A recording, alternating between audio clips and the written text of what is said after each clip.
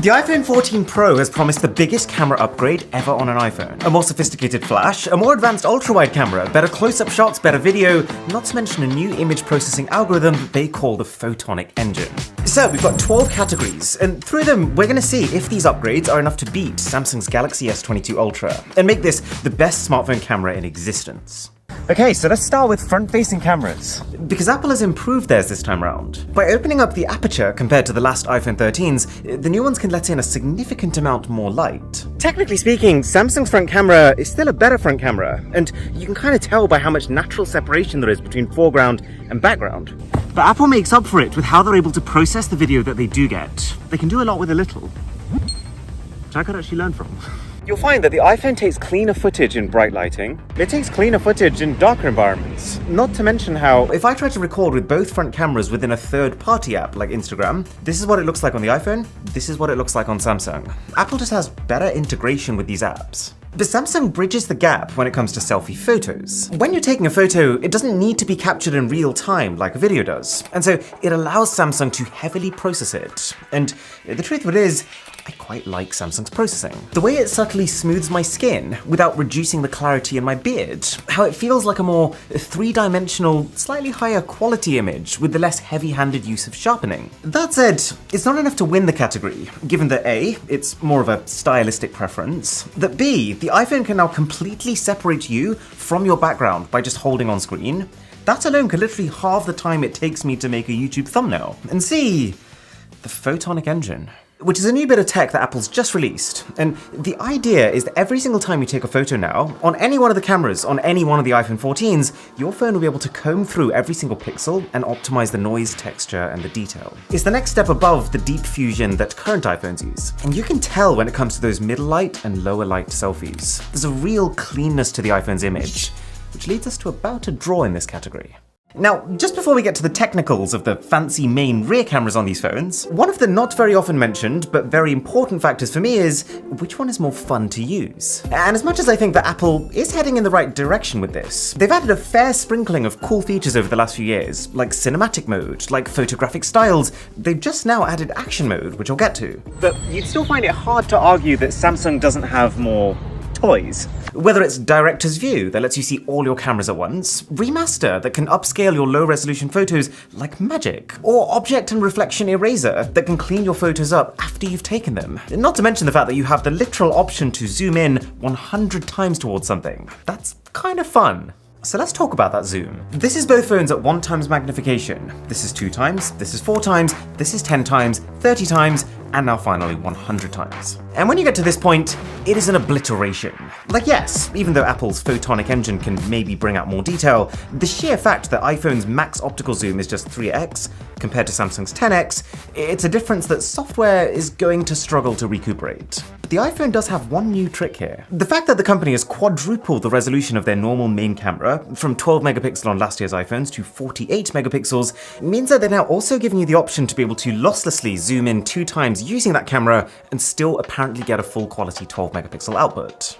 As for how good it is, well, if we start from this point and then we use 2x zoom on both phones, this is the output you get. And then if we magnify this shot, you can see that in fact, yeah, Apple's 2x zoom photo is definitively clearer than Samsung's. And then thanks, at least in part, to the Photonic Engine, this applies to 3x zoom photos, it applies to 4x zoom photos, it applies to every zoom level until you get to 10x. And only at this point does Samsung's 10x optical zoom camera kick in and absolutely demolish the iPhone. So it's not actually as clear-cut as you might have thought. And what it really boils down to is, when you're taking zoom photos, are you spending more time zooming in between 1x and 10x?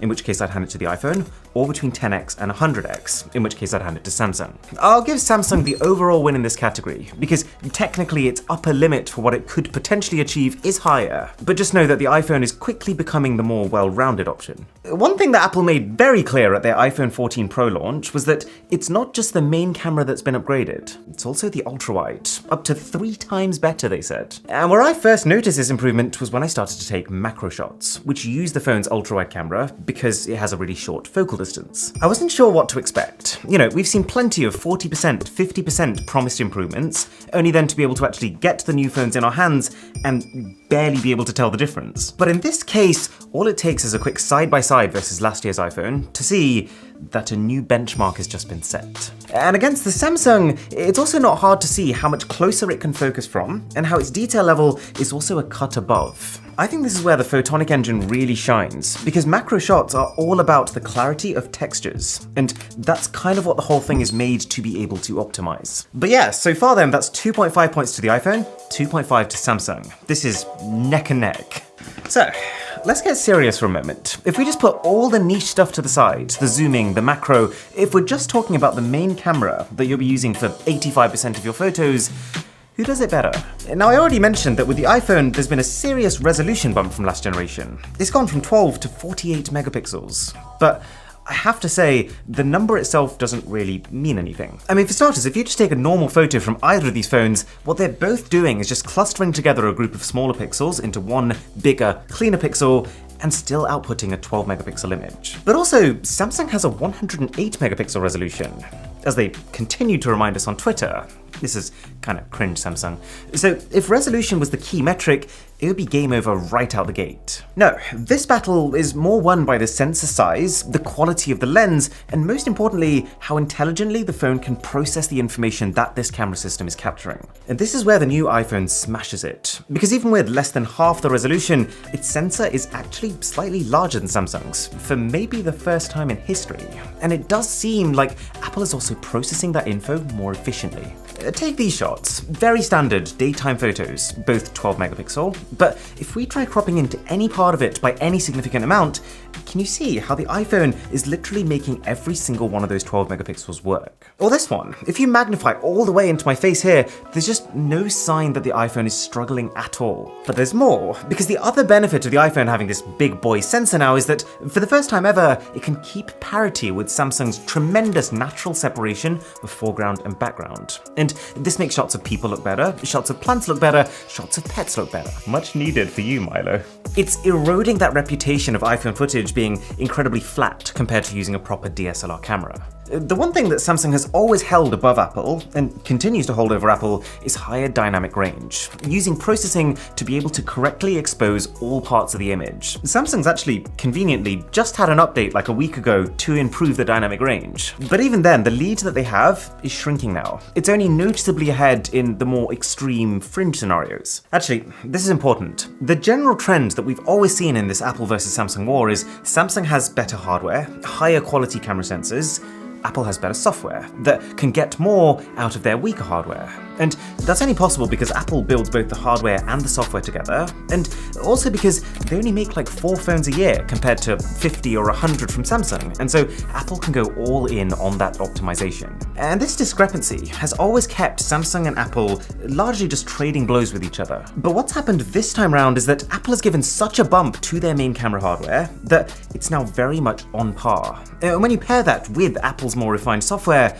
on a technical level, it becomes really hard to argue Samsung's case with main camera photos. Even though I prefer the vibe of Samsung's shots, the cooler tones, the crispier contrast, the face brightening, the vibrance, given that this is all stuff you could achieve with a simple editing preset, it's hard to say that it outweighs the fact that 80% of the time, Apple is now capturing more information, with systematically more correct color science. Weirdly, I didn't notice the same disparity with the ultra-wide cameras. I was half expecting the iPhone to pick up a whole new level of detail with the whole "this is up to 3 times better than last year," but not really. You can kind of tell for yourself, they're pretty evenly matched in this regard. Now, something that I'm starting to pay more and more attention to is audio quality. If you can have crystal clear audio, that's like 50% of your work done for you. And it's hard to say outright that one of these does it better than the other. You tend to find that with Samsung you have more processed sounding audio. So you have a little bit less of the background noise behind you, but then you also lose a bit of the fullness in your voice. And then the iPhone sounds a bit more natural, for better and worse. There's also been improvements to portrait mode on the new iPhone. To be honest, actually, on both of these phones. When Samsung's S22 Ultra launched, its portraits were already a tier above last gen. But since that launch, the company has also compounded that with a couple of meaty software updates. And man, I mean, both of these are looking pretty spicy right now. What lets Samsung down a bit is that their 3x zoom camera, which is the default camera on most phones for portraits, as it's just more flattering than going right up close to someone's face with the main 1x camera, is not as good quality as Apple's 3x zoom camera. And so Apple pulls out in front thanks to simply having more detail in just about every single scenario that you can take a portrait mode shot in. And then what seals the deal here for the iPhone is Samsung's shutter lag. The iPhone captures most of its shots in about half the time that it takes Samsung to do so. So if you're shooting anything moving, you're far more likely to be able to capture it without blurring it. This isn't just a portrait mode thing. You notice the shutter lag in most photo capturing situations, but it's particularly bad with portrait mode because portrait mode shots naturally take a bit longer anyways. So one feature that I've been very curiously eyeing up on the iPhone 14 is action mode. It's the same kind of super steady video that Samsung's had for 4 generations now, that takes a video as normal, but then uses digital zoom to crop into that video and then moves the viewpoint around within that video to try and match each frame to the last frame and make the whole thing appear as smooth as possible. I've never actually liked this feature, just because it completely kills the quality on Samsung. Like, this clip could be as smooth as butter, but I don't want 1080p footage on a 2022 flagship phone. But Apple's implementation is not just dramatically more stable, but also has less of a quality hit. There is still some. Normal video can be shot at 4K. This action mode only works at 2.8K resolution, but that's still over 2 times the amount of pixels compared to Samsung, which is enough of a difference that when you're watching it back on your phone's display, the iPhone's results just looks like normal footage, as opposed to Samsung's where you can really tell that you've used a specialized mode. Not in a good way. The saving grace for Samsung is that the vast majority of videos you take won't be using this super steady feature and will instead just rely on the phone's default stabilization, for which Samsung has given this camera almost 60% more space to be able to move to counteract your hand movements compared to their last phone, and up against that, Apple is debuting what they're calling second generation sensor shift stabilization. And they're both excellent. If you're just walking around casually and recording, there's no real faults with either's ability to stabilize. But there's something else you might have noticed while watching these stabilization clips. I'm talking about the quality of the video itself. You know that the iPhone wins this one. The 13 Pro was already better than the s22 Ultra at video, so it's not surprising that the 14 Pro is too. But the question on my mind has been, with all the new camera hardware upgrades that Apple supposedly added this time around, how far ahead is it exactly? Well, imagine you're having the most typical day. You're strolling around the park, you're getting absolutely soaked because it's the UK. Most people, even then, would still notice the difference. It's not hard to see how Samsung really struggles with darker areas. Anything that's remotely shadowy, like my jeans right now, it just kind of crushes them. It makes them just look black. Plus, if you look towards the edges of Samsung's If you look towards the edges of the Samsung frame, you will notice a sort of like an aberration. It's almost like there's a filter on top of it that's making it less sharp. And yeah, sure, that wouldn't be there if we were in direct sunlight, but it's still in the middle of the day. You shouldn't have that on a $1,200 Ultra flagship phone. Now, I do think that the Samsung is the more exciting phone to shoot with. The idea that I can get 8K footage on the main camera is a fun option to have. The fact that I can get full 4K video while using my 10x zoom lens makes it feel like a sniper scope that I can fit in my pocket. Plus, this phone has an S Pen inside of it that doubles as a Bluetooth remote to be able to trigger that recording. This is cool stuff. But while it does do a better job as a toy for video, it does a distinctly lesser job as a tool for video. Like if you switch to both phones' ultra-wide cameras while recording, Samsung's quality takes an even bigger hit than Apple's. The iPhone can transition smoother between its various lenses, with less color shifting while doing so. And it's just generally more likely to get colors right, as you can probably tell comparing this footage to what these two phones see if you put them in the same environment. Samsung has redeeming qualities, but I would take the iPhone in this situation 9 times out of 10. The iPhone's cinematic mode now works in 4K, which is high enough quality that I would actually use this feature regularly, whereas Samsung's been left behind at 1080p where it still feels like a novelty. Actually, I want you to see this feature in full screen, because you can probably tell the edge detection is better, the blur is more natural than it was last year. This is far ahead of what any other company is doing with this right now. Plus, when you get to lower light, the graininess of Samsung's video can sometimes spiral out of control, and it seems like no amount of updates that they've dropped in the last 6 months have addressed that. And that brings us on to the single section that I've been most curious about: night mode photos. This is where Apple is claiming the biggest leap for its new phones. This is where Apple's using numbers like 2 times and 3 times to describe how the new photonic engine, paired with better camera sensors, is going to lead us to some sort of paradigm shift in image quality. And I will say this, I can tell it's an upgrade. You see surprisingly low amounts of noise, even in the really dark areas. I wouldn't say it's twice or 3 times as good as last year's iPhone. It's more like they took last year's image and just gave it a significant cleaning up.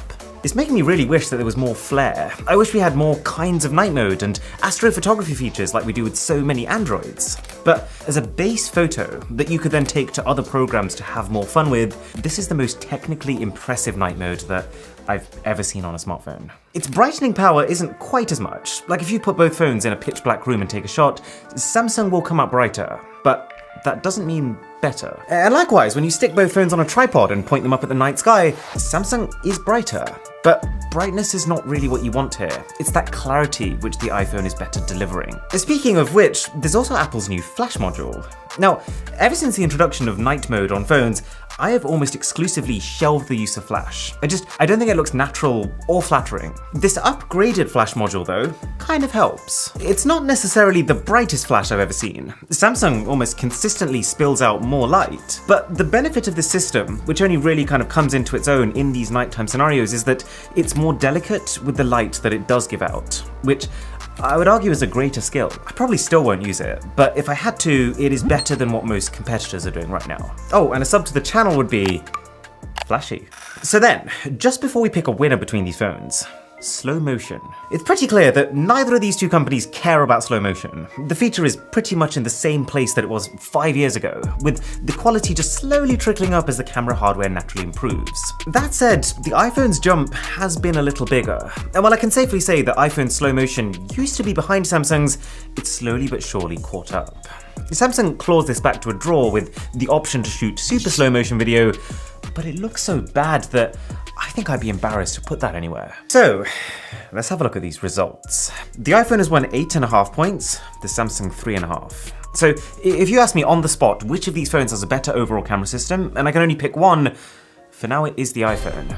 With a few caveats. That A, different categories are worth different amounts to different people, so there is some subjectivity to this. B, that while the iPhone is the same price as the S22 Ultra in the US, Apple has made the phone more expensive in other regions. And C, you could argue that the S22 Ultra has been out for 6 months at this point. It's not a new phone anymore. But I don't think that argument holds up too well because it usually takes Samsung about this much time to become fully optimized. So the S22 Ultra has only just really reached its peak. Now, you might have realized over the last year that the only case I've been using is the D-brand grip. There's a reason for that. It is the best phone case I've ever used. It protects the front of the phone really well, while having these recessed lips that still let your thumb glide over. It keeps the buttons nice and clicky, thanks to the cutouts around them. And like the name suggests, the sandstone texture that you got all the way around makes it very grippy. And so when I found out that D-brand is actually working with Ali Abdaal, who's a friend of mine, to make this new collection called Palettes, I had to get one of these grip cases with his design. I've ended up going for the Magma one, but I would be lying if I said that Solstice wasn't also calling out to me. Damn, I'm genuinely torn again. Anyways, link in the description to check out the grip case.